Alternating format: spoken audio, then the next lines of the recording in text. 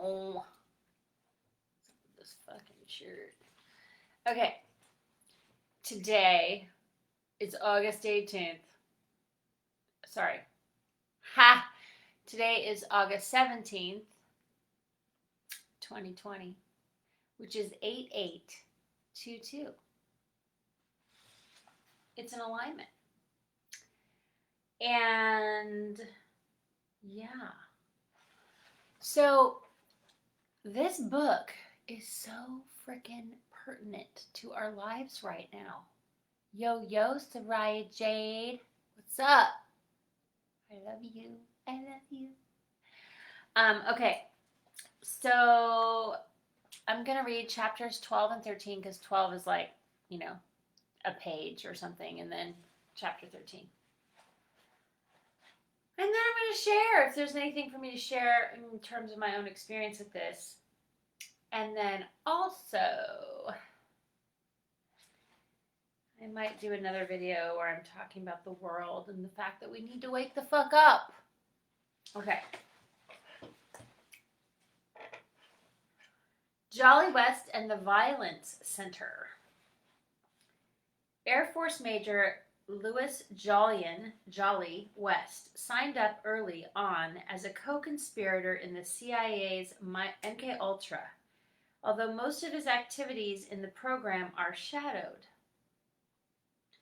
In the most famous event of his career, while he was chairman of the Department of Psychiatry at the University of Oklahoma, West injected an elephant named Tusco with a huge dosage of LSD in an experiment supposedly designed to provide insight about animal behavior. Not surprisingly, Tusco collapsed into a stupor, and while trying to bring the elephant back to consciousness with a variety of drugs, West succeeded in killing the animal. Oh, this is a picture of him, by the way. Yeah. Interesting folk. West lived in Haight-Ashbury in the summer of 1967 and was supposedly involved in a project of studying the hippie in his native habitat.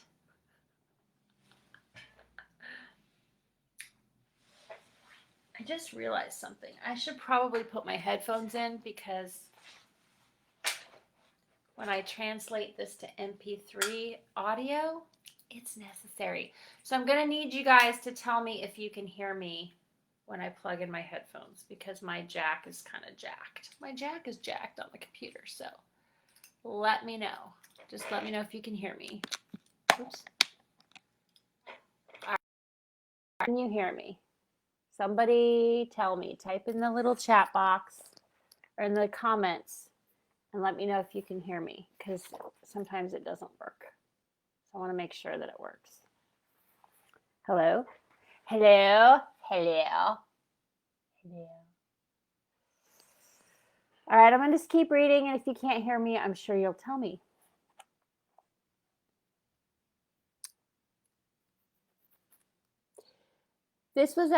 So West lived in Haight-Ashbury in the summer of 1967 and was supposedly involved in a project of studying the hippie in his native habitat. This was at the time that CIA chemists were allegedly collaborating in setting up laboratories for the production of LSD in the Bay Area, and one can only speculate just what West was up to. West was in charge of the Department of Psychiatry at UCLA and director there of the Neuropsychiatric Institute until his death in 1999.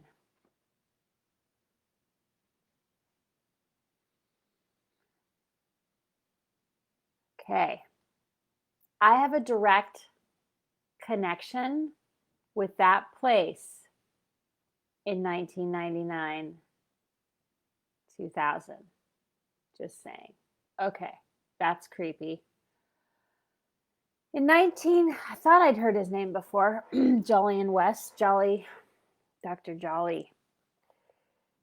Wow. Okay, that's fascinating. In 1973, during Ronald Reagan's governorship in California, West proposed the creation of what he dubbed a Center for the Study and Reduction of Violence that would have been located in an abandoned Nike missile base in California. Nike missile base. Abandoned.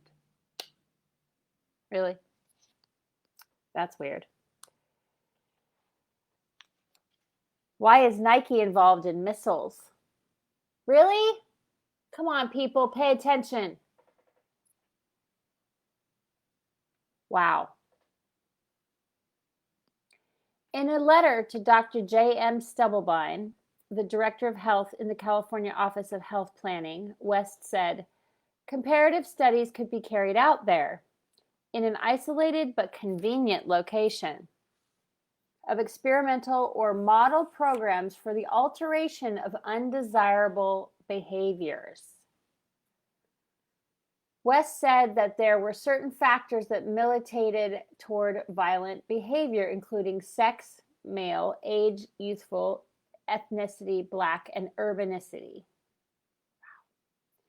In a secret memo, he discussed projects that the center might employ in more detail. He said, now by implanting tiny electrodes deep within the brain, it is even possible to record bioelectrical changes in the brain of freely moving subjects through the use of remote monitoring techniques. Holy shit. There it is, right there, in black and white. They are not yet feasible for large-scale screening that might permit detection of a violent episode. A major task at the center should be to devise such a test. Other techniques that West planned on using on violent offenders at the center included castration by chemicals, drugs for mood manipulation, and brain surgery. The center would collaborate with the California State Police and share a database that would keep track of pre-delinquent children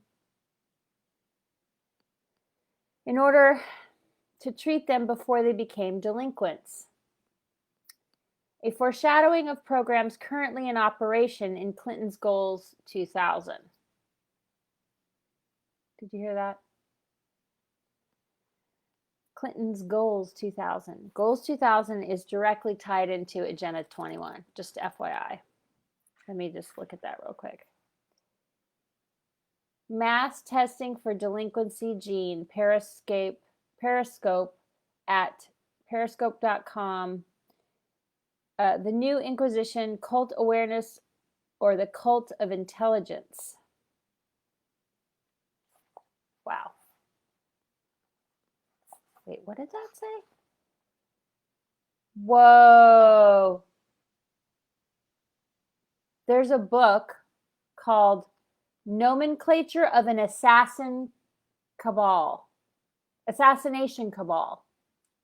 Nomenclature of an Assassination Cabal by William Torbett. NASA, Nazis, and JFK.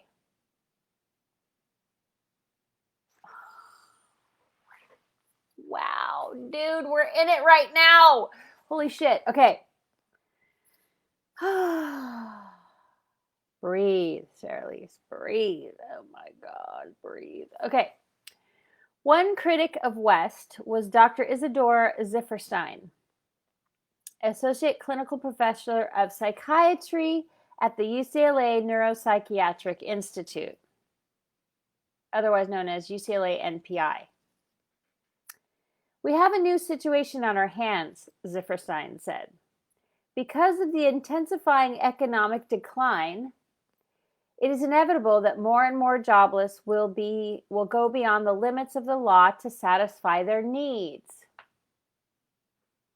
Sounds interesting. Sounds kind of like what's happening right now with looting. Yeah. There are probably upwards of 30% of our population who are permanently impoverished. And once these 30% 98% become convinced that the democratic process is not working for them, they become desperate and may resort to violent means.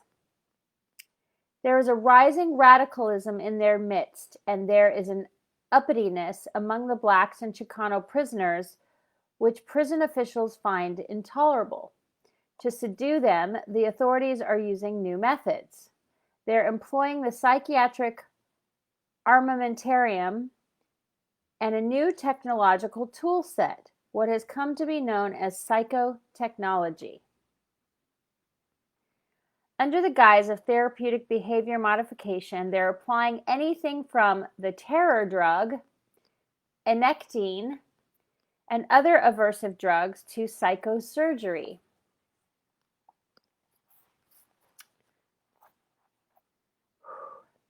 Despite Reagan's support, the idea for the Violence Center was tabled.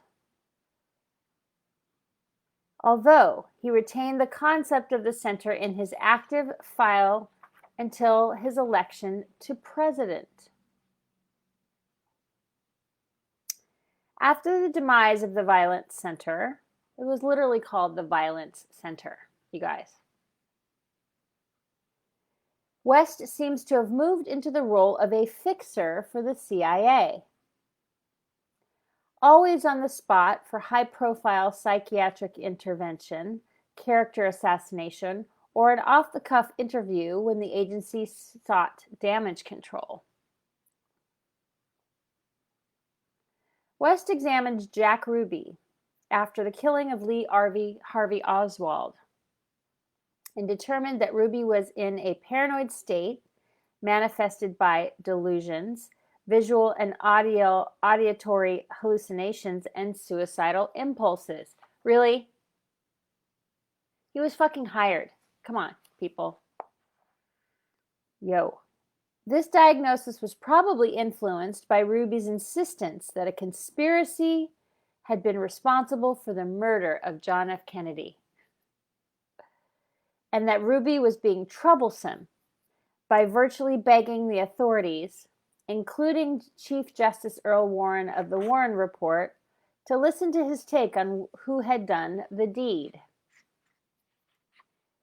In correspondence that journalist Lincoln Lawrence had access to, Ruby wrote, "To start my story off, they found some very clever means and ways to trick me. I was used to silence Oswald. I walked into a trap the moment I walked down that ramp Sunday morning." Ruby also wrote, "The reason I have gone through all the explanation is that knowing of my complete innocence and their framing me as they have, there certainly was a tremendous motive for it. The old warlords are going to come back. South America is full of these Nazis. They will know that it is only one kind of people that would do such a thing. That would have to be the Nazis, and that is who is in power." This is the 70s, people. If the idea of Nazi involvement in the assassination seems far-fetched, then a perusal of the Torbit document would be in order. And that Torbit document is Nomenclature of an Assassination Cabal. NASA, Nazis, and JFK, published in 1996. William Torbit. Ruby finished his letter by saying, "The rest depends upon you. You can be of some help some way. Be careful, they are after my blood. See if my prediction will be correct." Jack Ruby, folks. In the end, no one listened to what Ruby had to say, except for journalist Dorothy Kilgallen, who was found suicided shortly after her interview with him. Ruby himself was to die soon after from a cancer that he believed had been injected into him.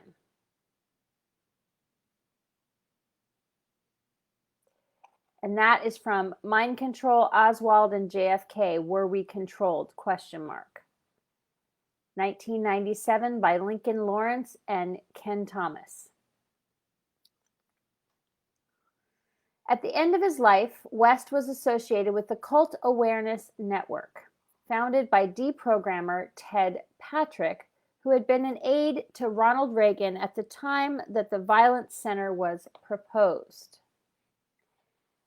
That is literally one chapter, and it was only 2 pages. There was so much in there. Oh my God, it was so juicy. Okay, chapter 13. Occult Connections. Oh wait, I'm sorry. I have to comment on this one first. Okay.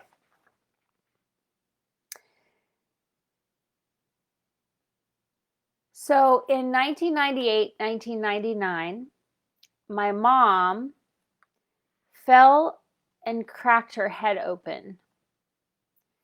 So I was living in this apartment in Hollywood, Upper Hollywood in the hills, and yeah, it was so crazy. Oh my God. So I was living in this apartment, and my mom had fallen and cracked her head open and like almost bled out, and my sister found her the next morning, right? And so I went into shock because she almost died. And I started cycling. I started doing these like mood swings, like rapid mood springs up and down, like I was completely traumatized. I was having like major PTSD symptoms because my mom was like the only person in my life, literally the only person in my life that I could talk to. And she was my rock, you know? So, and she would never like, even if she didn't believe what I was saying or whatever, she would always listen to me, let me rant on and say whatever. And she wouldn't like judge me at all. And so I learned unconditional love from her and compassion. And like, she was profound on that level. And I'm not saying I'm perfect at it. I'm just saying I had a beautiful example of that in my life, and I'm so grateful for her. And so, so for about 6 months to a year, I was in this like up and down, up and down, up and down, up and down kind of situation. And I was also, you know, undoing the house where I grew up, and she was in a home, and like she got put in a home, and like I had to go to her house and unravel and unpack my entire childhood, you know, and go to acting class and drive back and forth 3 times a week. And so I was just like, it was crazy. It was nuts. So I was like 1998, 99, so 29, 30 years old. So I'm just turning 30. My mom's in a home. I'm like, they claim she has Alzheimer's. She's fell and cracked her head open. She's having heart problems. I'm like, you know, just in my, like the budding of my acting career, supposedly. You know, I'm like in this really weird place, and I'm like living in this apartment, and I just couldn't get it together. I was just having these mood swings that just, it was crazy. Well, it wasn't crazy, but at the time I thought it was crazy. But what it was actually a trigger that had happened in me that was waking me up to what I had been through as a child. And I didn't know. I was having flashes and memories of things, and like things coming forward that I didn't understand. And like it triggered something in me about my memories from my past. And then my mom was sick, so I had nobody to talk to about this. So I was kind of feeling like I was losing my mind. And so my dad, in his wisdom, said, well, you know, I take Wellbutrin, and you know, it's really helped me. I take antidepressants and blah, blah, blah. And I'm going to take you to see my psychiatrist.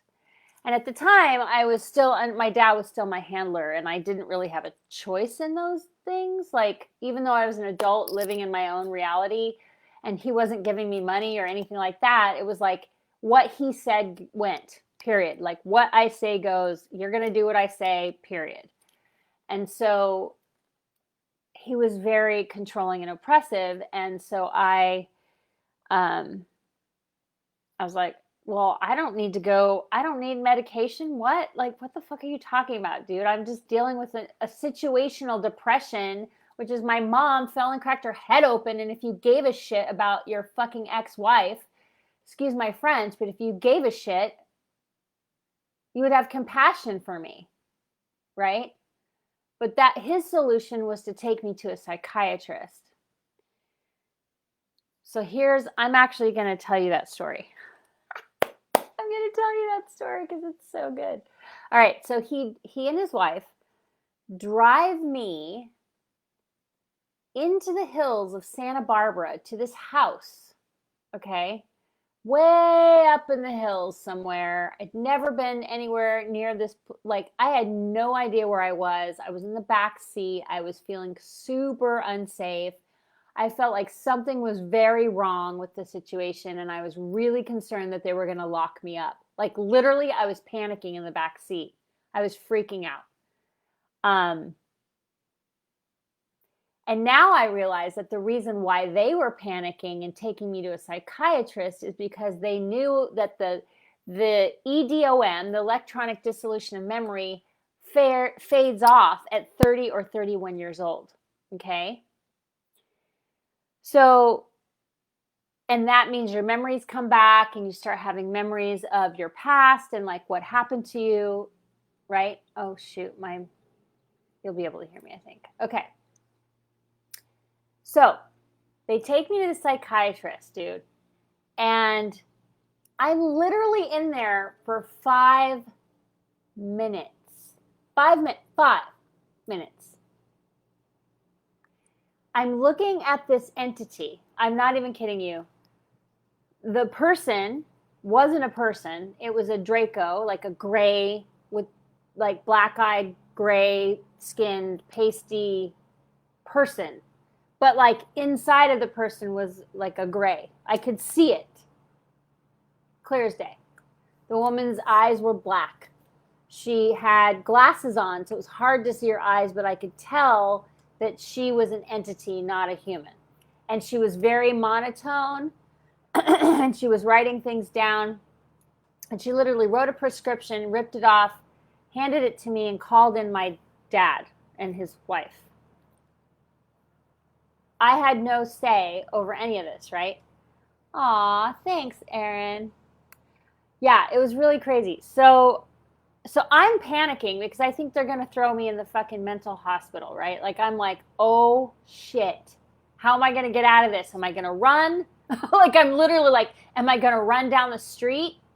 Like, I was literally planning my escape.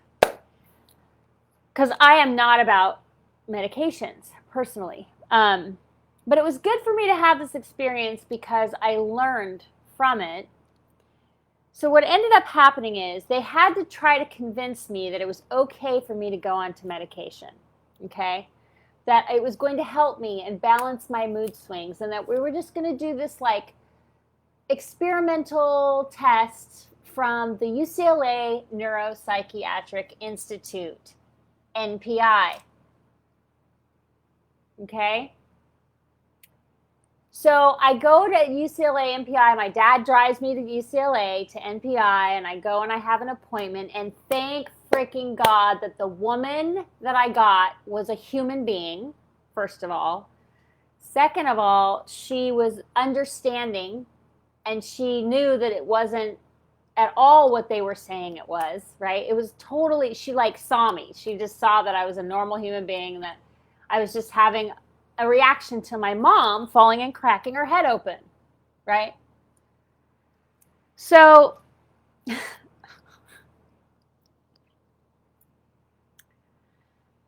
they prescribed me with Depakote, which is an antipsychotic, okay?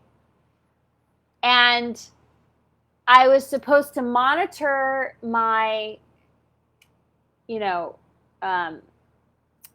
my mood swings, and I was supposed to track everything and like do this whole thing every single day. I had to track what I was doing. And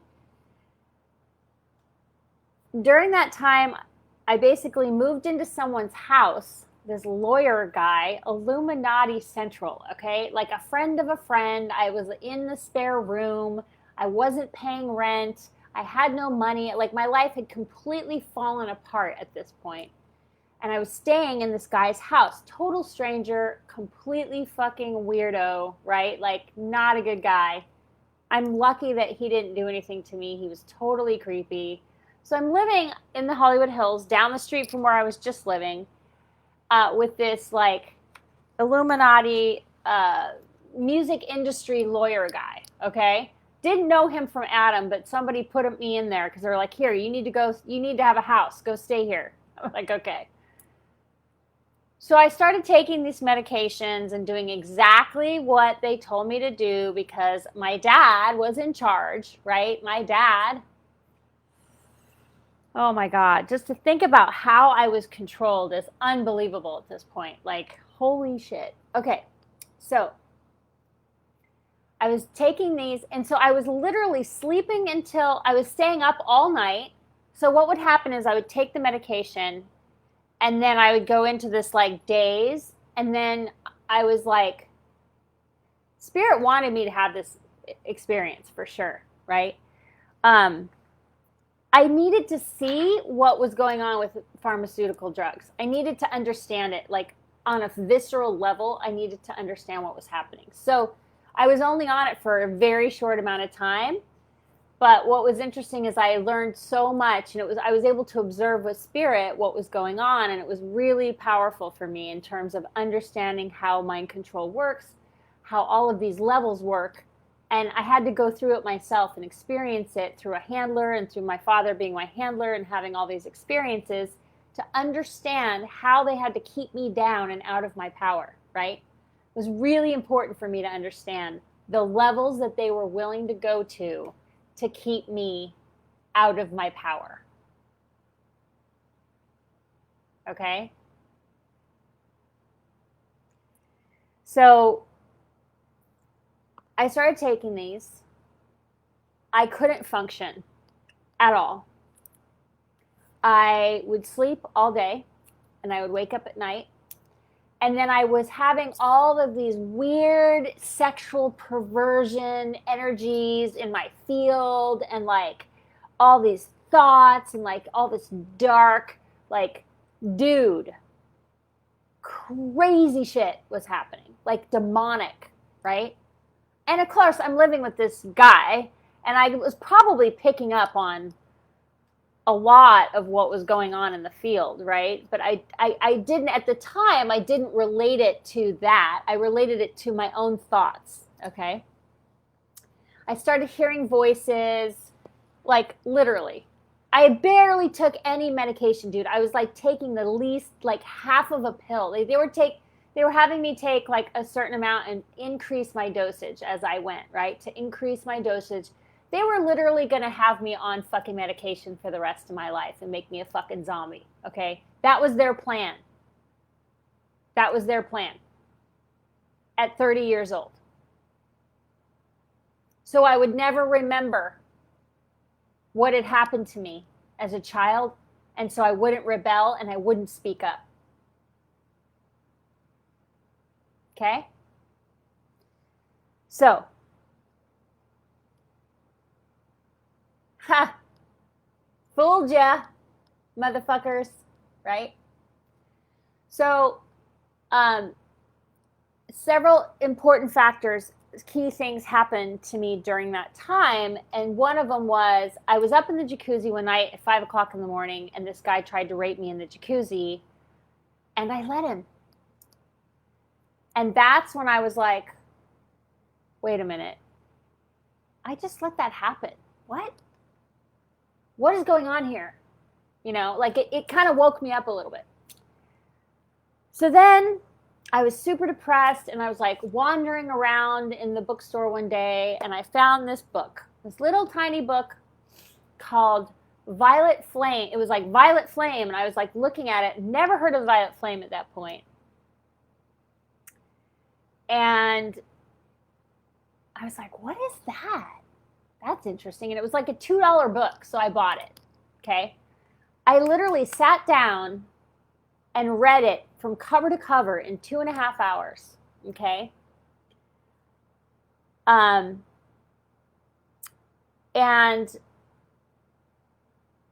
I started hearing voices I had a reaction to the woman's face. So I went onto the website, okay? And then I had a reaction to the woman's face, or the woman on the website. So it was actually Summit Lighthouse. It was the Summit Lighthouse. They were like a cultish sort of Violet Flame with the I Am teachings and all of that. It was kind of cultish. So I had a reaction to Elizabeth Prophet. And I literally started crying as if she was my mother. It was like I was seeing my mother, and like the Divine Mother was like expressing through this woman in this picture, and I was just bawling my eyes out. And then I heard, in my mind, I heard voices literally tell me,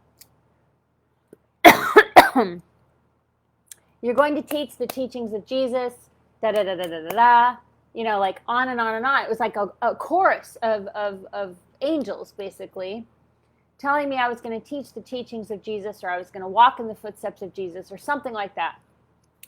And I was like, oh my God, I'm hearing voices. Ah, you know, so I got in the shower, and they still kept talking to me. And they were trying to be loving, right? It was they were loving voices, but I didn't understand it that way. I was freaking out. Freaking out. So I decided, I was like, stop! Like that, in the shower. And I was just like letting the water just like fall over me. And this was Valentine's Day of 2000, okay?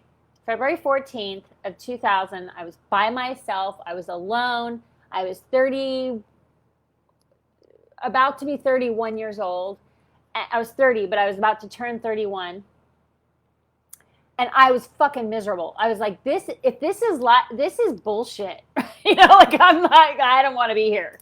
So literally these voices were like, no, you got to do this or whatever. And I was like, no. And so all of a sudden it was like, shoo, silence. Hello? Yes, dear one.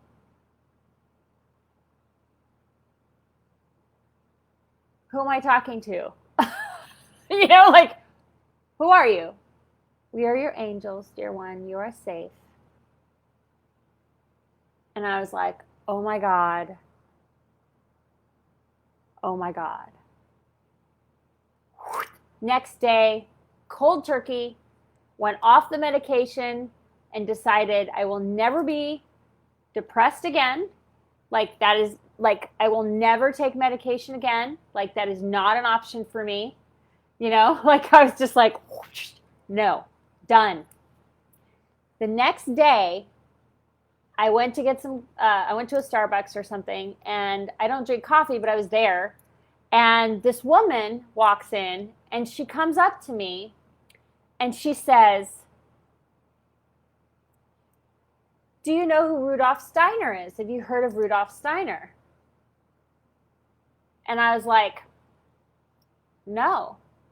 She goes, I think you should look into that. And I was like, okay. Stranger. Okay? Rudolf Steiner is the anthroposophic, you know, he was a lecturer back at the early 20th century. He developed biodynamic farming. He has, the Waldorf schools came out of Rudolf Steiner. He's all about the feminine, divine feminine. So there's so many levels to Rudolf Steiner. But it just was like, you know, like it was almost like an angel came in and said, redirect, you know, like, here you go, redirect. So the internet was just happening. I had just gotten a personal computer. We were like, the internet was literally just formed. Well, not just formed, but for the public, right? PCs had just come out. So I had a PC, and it was the first time that I was able to do any research like that. So I went down the rabbit hole, dude. And I started like researching the violet flame, researching the I am teachings, researching like, you know, Mount Shasta came into my field, but I didn't quite register it at the time. Like, all of these things started opening up for me in the year 2000. And this guy, Dr. Jolly, had literally just passed when I was there. This guy. Right? And that place, dude, whoa. No bueno. You know what I'm saying? So I was so lucky, though, that the psychiatrist or the psychologist that, like, talked to me, she was gentle with me, and she convinced me to do it. Like, I wouldn't have done it. I was in a lot of resistance to this idea that I had to take medication to do anything, right? But fortunately for me, I didn't take the full dose ever, and I was still having all those experiences, right? Like, I didn't even take the full dose. I never even got up to full capacity, and like, that happened. So I'm just lucky. I'm really lucky that. Oh, and one other thing happened during that time, and I feel like I want to share that too. I might not get to this chapter today because I'm really loving this conversation I'm having. This other thing happened where I had an experience while I was living in that house with that dude, that I met this other guy in the programs, because I was in AA. I did a photo shoot during that time. And oh my God, dude, the darkness in my field is palpable. It is like so crazy. I should look up I should get those photos. 1 second. I know exactly where they are. I don't know if you can hear me if you lost me. I'll be right back. I'm going to get the photo.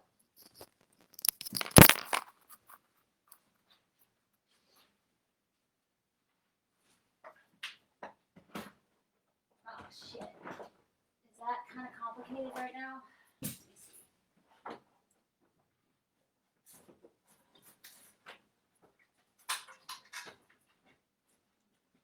No, it's good. I can do it. I can do it. I can do it. You guys have to see this.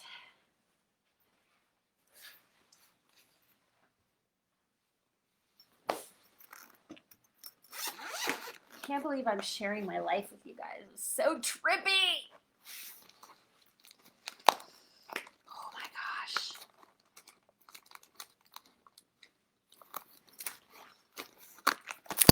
God, going down this rabbit hole, yo.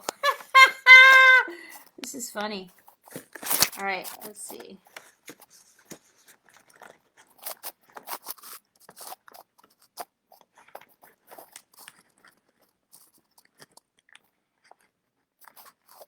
It's right here, close by, New York.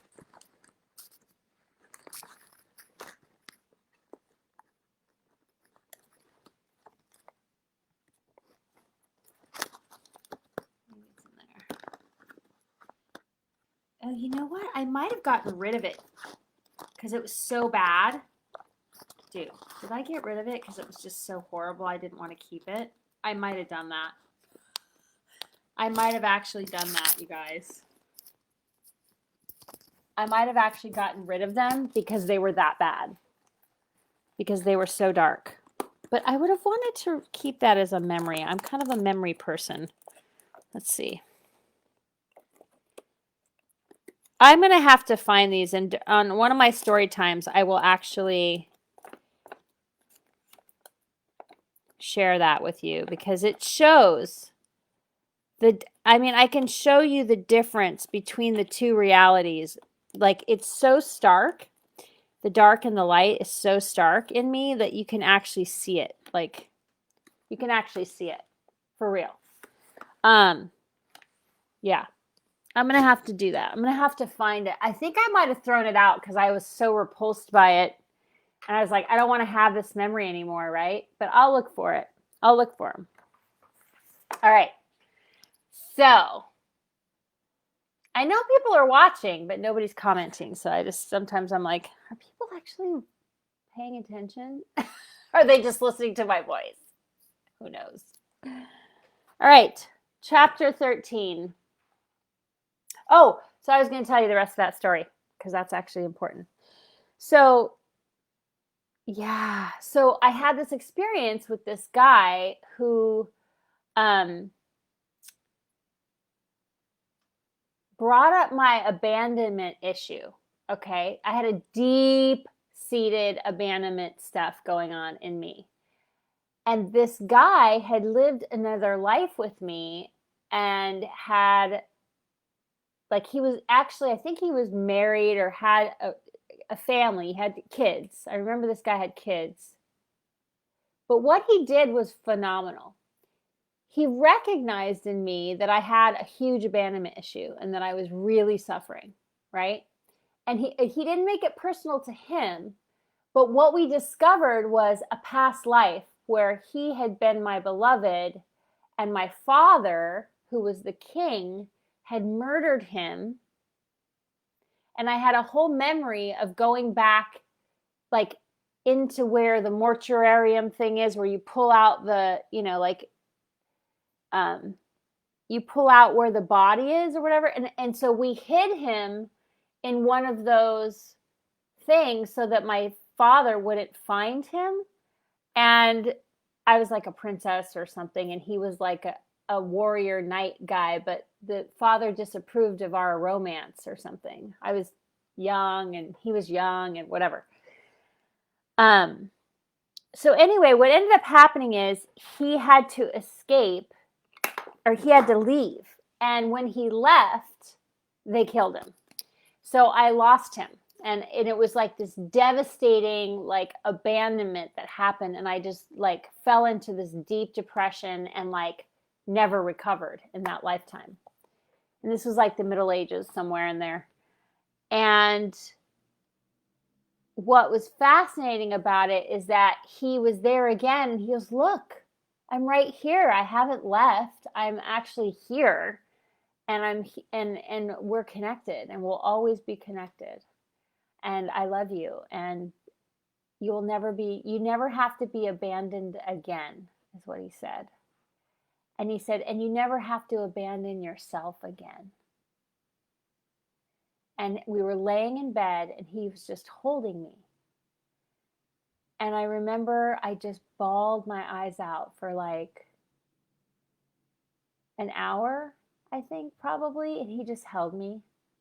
And that was such a profound, significant shift in me that I knew that I never had to go through that experience again, unless I chose it for myself, of course, for whatever reason. But it was like I had always felt abandoned in this lifetime, like up until that point. I never had a moment where I didn't feel like I was being abandoned by my entire family and all my friends. Like, it was awful, you know? And I think what that did for me, it shifted me in such a significant way. I had such a deep healing from that. And then, of course, we didn't get together. We weren't romantic. There was nothing like that. So that was another part of it for me that was huge, because I had been taken advantage of so many times. And this guy didn't take advantage of me. He didn't try anything on me. He was attracted to me, but he knew that I was in a place where I couldn't handle that at that moment. And he respected me, and he loved me, and he honored the divine feminine within me. And it changed my life. It completely changed my life. I had a relationship right after that. I got into a real relationship for the first time. Not for the first time, but like in a long time. And I'd also had a boyfriend die. So that was another really intense time. It was like 5 years after my boyfriend had passed, and I was just not in a good place. Like I just felt I was just I was underneath the surface of the water. Like I was just here, you know? So those two events happened at the same apartment where I made a decision I wasn't going to be depressed anymore, and I had that experience where he said you'll never have to be abandoned again. And it completely changed my life. Um, and I always remembered that moment. I remembered crying, and I remembered like, oh, I don't have to be abandoned. I don't have to abandon myself. Like I can actually be here for myself. And that was a new concept for me at that point, right? Um, and I was just turning 31 and like having all these crazy memories. But what ended up happening is I got a job right after that. I started making like $225 a night as a waitress, and I worked a graveyard shift because I was up all night, right? So I'd made this like, I had become nocturnal. And so I just started working this job and like turned my life around, like just like that, like literally turned my life around, started making a bunch of money, and I got out of that apartment and I got into another situation. Yeah, I was able to take care of myself after that, and that's huge, right? That's a huge deal. To be able to turn your life around at all is a huge deal, but to be able to pick yourself up by your bootstraps, get your shit together and get out of a dark hole is really hard. And I've done it several times now. And I just did it last December. I did it. I was in a situation this past year that not 2020, but in 2019, I like moved 5 times. I could not stabilize. It was really hard. And I had my son with me, and it was a mess. I had all my stuff moving around. It was crazy. And then like I was with this person, and I literally I made $0 in 6 months. 0. The day I left, within 3 days, I had a place to live, literally the money to move in, and I was like in action, just making it happen, and I had looked at like all these places when I was with this person, and like we were planning on moving in together, we were planning to have a relationship and a house and all, and nothing, walls. Somebody would come in and like, take the place that I was going to get at the last minute. Like all this crazy shit was happening, right? And then the minute I left, I just like sailed right in to this place. And I mean, granted, it was tough. It wasn't easy. It has not been easy, but I've been able to stabilize somehow for the last 9 months. And I'm super grateful for that. And part of being targeted is, and I don't consider myself to be targeted as much anymore, but there's still a considerable amount of them not wanting me to be in my power, right? So it's important to remember that, first of all, I know I'm not crazy. Look at what we're going through in the world right now, right? I've been experiencing this for years, and now we're seeing it play out on the world stage. We're seeing people divide and be divided. We're seeing people go up against each other. We're seeing this divisive energy through mainstream media controlling the narrative. Like, it's real, you guys. And, anybody that's been on my Facebook for any amount of time knows that I've been like, wake up for years, like, wake the fuck up. And I mean, we're experiencing race wars. We're experiencing virtue signaling. We're experiencing shaming. We're experiencing people being violent to each other. I mean, right here where I live, you guys, it is out of control. in Portland, Oregon. Like, it's no joke. And it may not be coming up to my apartment because I've put up a wall, but it's right there. It's just down the block, you know? And the energy, you can feel it.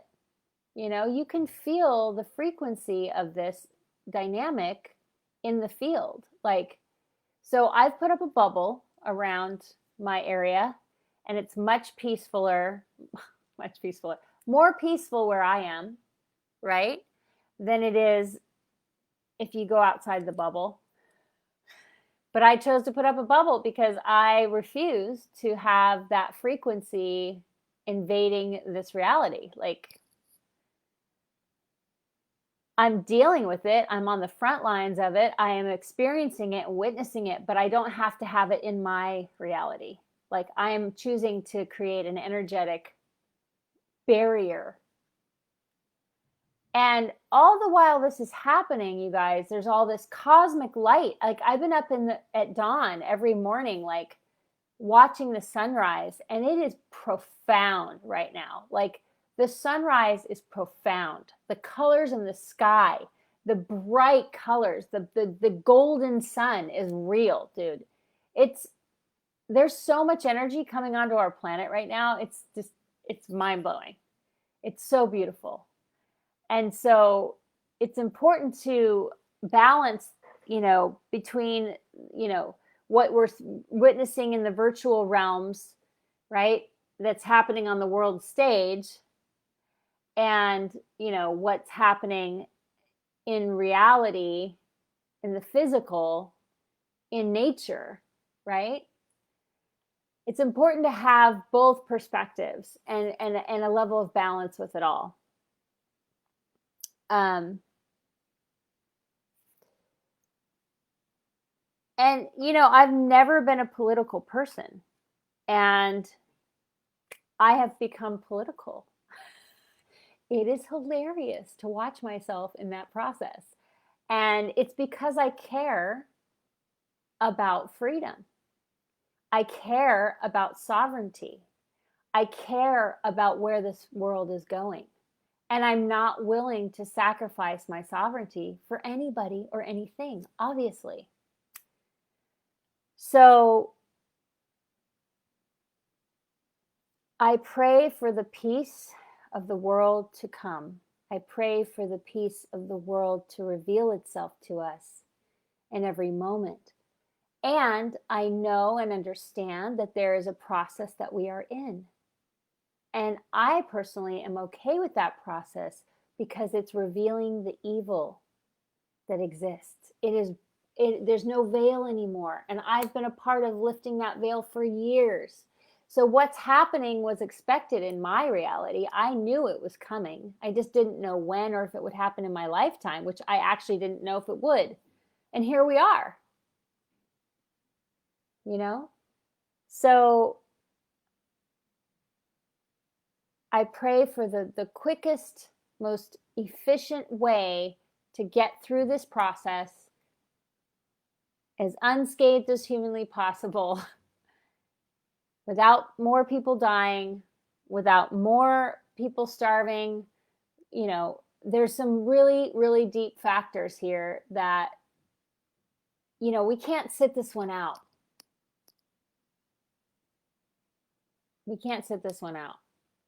At least I can't. I've got to be in it. I got to ride this wave. I got to be in the game. And I'm okay with that. I'm totally okay with that. It means I'm fully present in my body for this experience, and I'm fully willing to feel all the feelings. I'm willing to show up. I'm willing to be sad. I'm willing to be happy. I'm willing to have the full spectrum of my emotions. My emotions are my intelligence on so many levels. My gut instincts are always right on. I know what I'm looking at. And if I don't, I figure it out.